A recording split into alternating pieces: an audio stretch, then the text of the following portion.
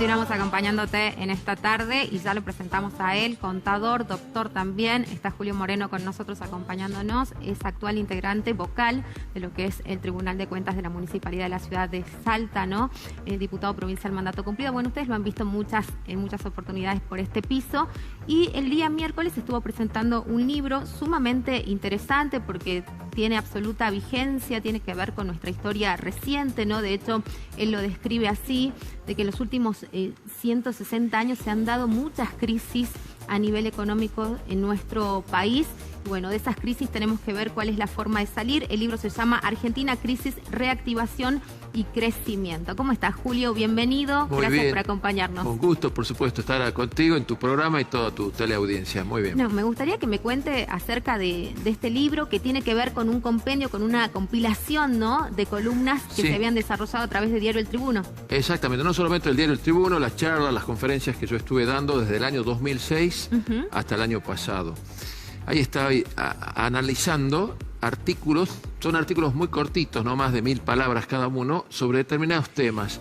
Y lo sugestivo, es que obviamente son todos temas de economía, y lo sugestivo es que lo que vos decís en 2006, 2007, 2008, lo volvemos a repetir en el 2009, 2010, 2011. Eso te da la pauta de que no tenemos una política de Estado ni una política económica.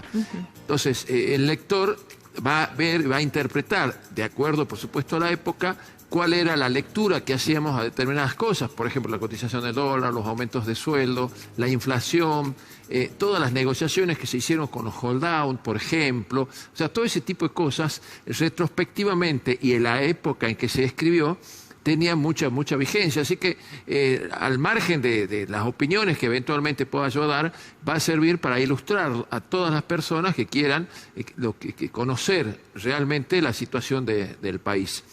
Y si me preguntas por el título, ¿no? Sí. O sea, la verdad que es bastante sugestivo, justamente por la época. No nos olvidamos que estamos terminando de arreglar un acuerdo con el Fondo Monetario Internacional, inflación, recesión, salimos de una pandemia hace muy poquito. Y bueno, crisis es justamente, todo nos está pasando. Las crisis de Argentina hasta el año 1975 han sido crisis provocadas por factores, digamos, externos o factores de producción. Y a partir del año 75, todas las crisis son productos financieros, provocadas por deudas, emisión de dinero, endeudamiento. Obviamente sabemos que emitimos plata cuando gastamos más de lo que necesitamos, claro. Entonces eso genera inflación. Y al generar inflación, obviamente es el impuesto más caro que estamos pagando todos nosotros. Para que tengamos una idea, hasta hace poco, una cifra de 1 punto de inflación son casi 100.000 argentinos que entraban en la línea de pobreza. Para que tengamos una idea de lo que estamos hablando y lo que es la inflación. Así que... o sea que, por ejemplo, con las inflaciones mensuales tenemos 400.000 argentinos... Bueno, sí, más o menos, porque si vamos a tener una inflación mensual y a eso lo sumas... Claro, tenemos como un 4% de inflación mensual. Eso es en Salta. Sí. No, en Argentina también. Entonces tenés 400.000 argentinos que caen a la pobreza. Y lamentablemente esa es la triste realidad de lo que estamos viviendo en nuestro país. Entonces, esa es la crisis. La reactivación es cuando empieza todo un proceso. Ahora se están empezando a ver algunas luces amarillas, algunas verdes en algunos rubros que está empezando a crecer.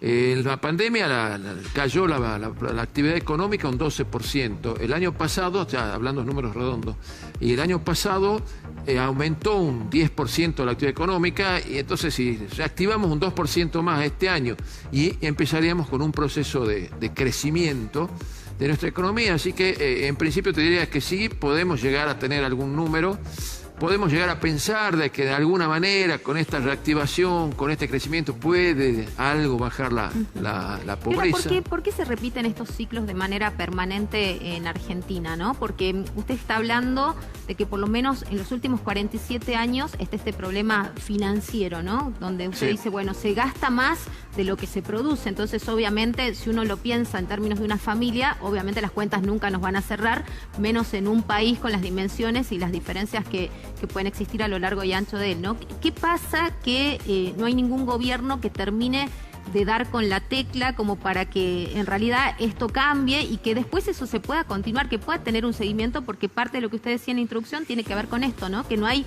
un seguimiento de estas políticas. Me diste pie justo.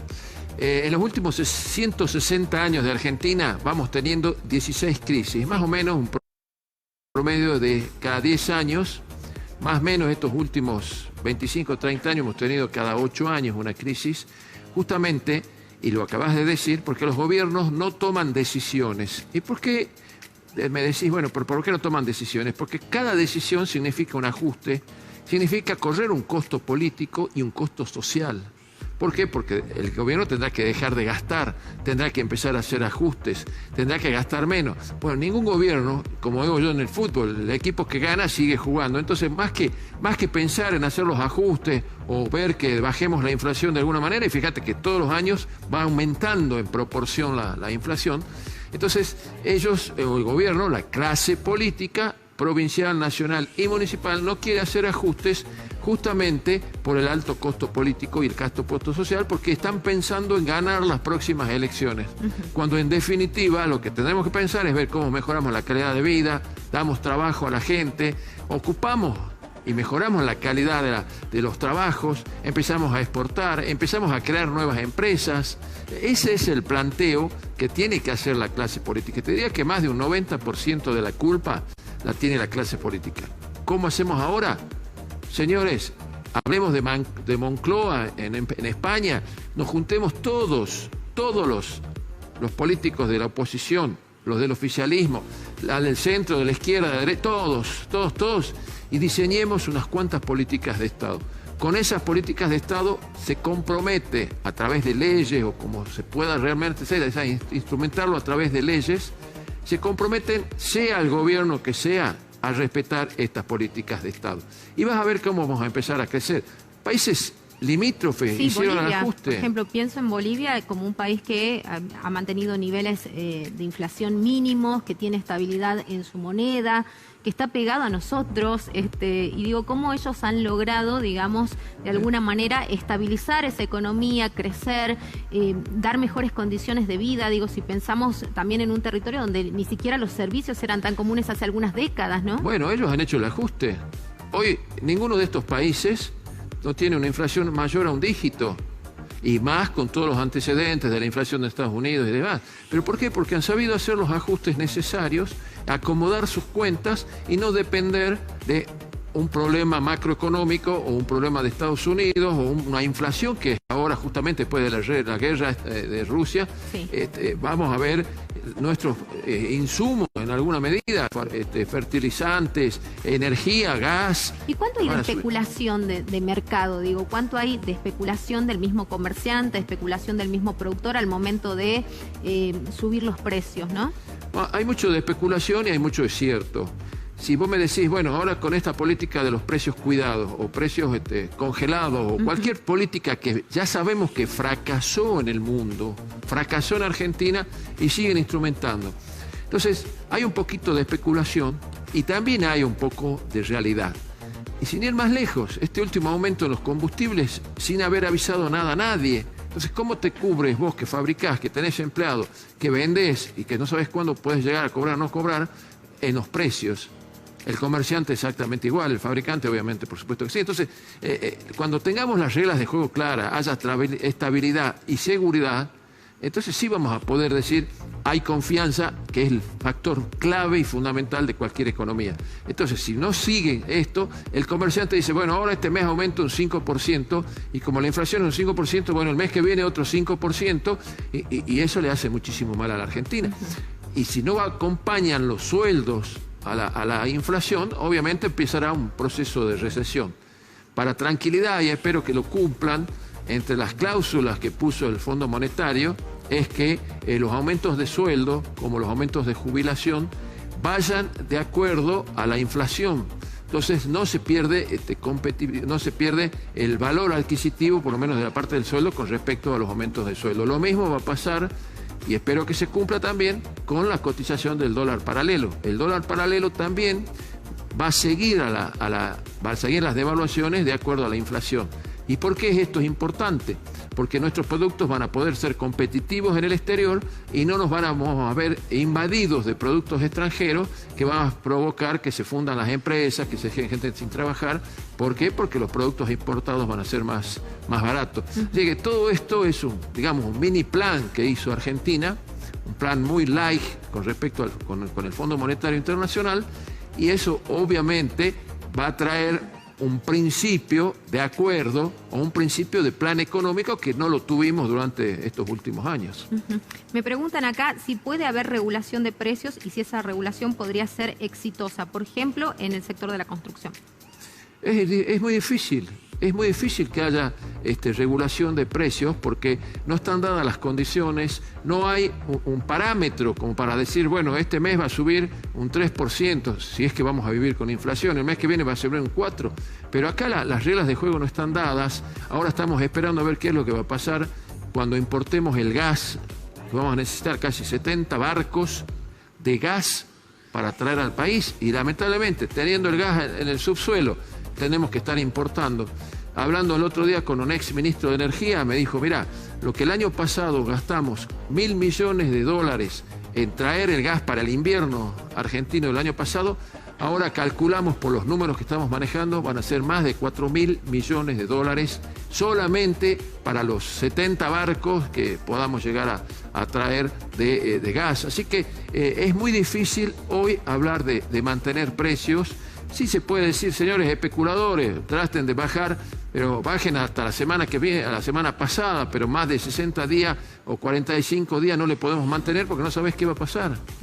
Bueno, y acá me pregunta qué pasa con el sector informal, porque dicen que, bueno, que si bien se prevé este tipo de cuestiones, se habla de los asalariados, pero no de lo que pasa en la informalidad, ¿no? Porque hay mucha gente que obviamente no está en blanco, hay muchos cuentapropistas, hay mucha gente que trabaja en el día a día haciendo una changa y no pueden muchas veces regular los servicios que venden, ¿no?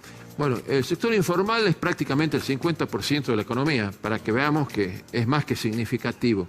Lamentablemente, como no hay una ley, no hay un sindicato, no hay nadie que los controle ni los regule, ya es un problema de pactar con las partes, llamarle empresario trabajador o llamarle comerciante con el comprador, ya es pactar con ellos. No hay una norma. Normalmente, históricamente, siempre el trabajador informal ha estado por abajo de todas las normas y las leyes laborales, ¿no? Bueno, ¿cómo se hace para salir de esto, digamos, para ver en la crisis una oportunidad? Porque de crisis ya estamos entrenados, todos estamos como acostumbrados y creo que también por eso, en muchos casos, incluso teniendo las posibilidades, nos cuesta pensar en invertir, en decir, bueno, a ver, vamos a generar este negocio, vamos a poner un emprendimiento, ¿no? Porque obviamente no sabemos con qué condiciones nos vamos a encontrar de aquí al corto plazo. En definitiva, yo también pienso que una crisis es una oportunidad. ¿Por qué? Porque agudizas el ingenio, empiezas a buscar otras alternativas, otro tipo de oportunidades que puedas llegar a tener.